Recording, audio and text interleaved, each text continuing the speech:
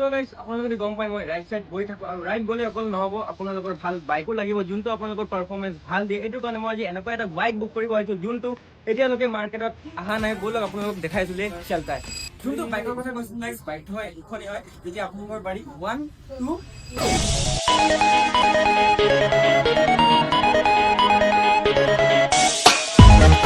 চোৱাৰ পিছত গম পালো এইটো বাইকটো আপোনালোকৰ একদম বাজেট ফ্ৰেণ্ডলি হয় আৰু আপোনালোকে যদি এইটো ল'ম বুলি ভাবিছে এইটো ল'ৰাৰ কাৰণেতো একদম এক্সপাৰ্ট হয় আৰু যদি এই বাইকখন ছোৱালীসকলৰ কাৰণেও বহুত বেছি কমফৰ্টেবল যদি আপোনালোকে ল'ম বুলি ভাবিছে তেতিয়া আপোনালোকে আহিব লাগিব টিভিএছ ডিলাৰ যোনটো আছে আপোনালোকৰ তেজপুৰত আৰু এইটো বাইকটো ইমানে বেছি ধুনীয়া বাইক আপোনালোকক দেখুৱাৰ আগত মই নিজে চাইলো তাৰপিছত আপোনালোকক দেখাই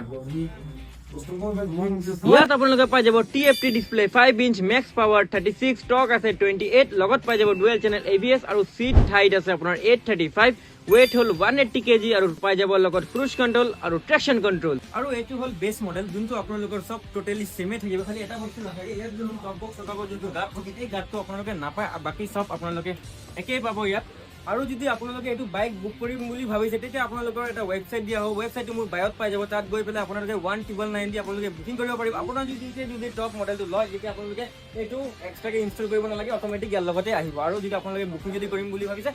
জলদি আহি গ'লে হ'ল TVS dealer in front of Lazeez pizza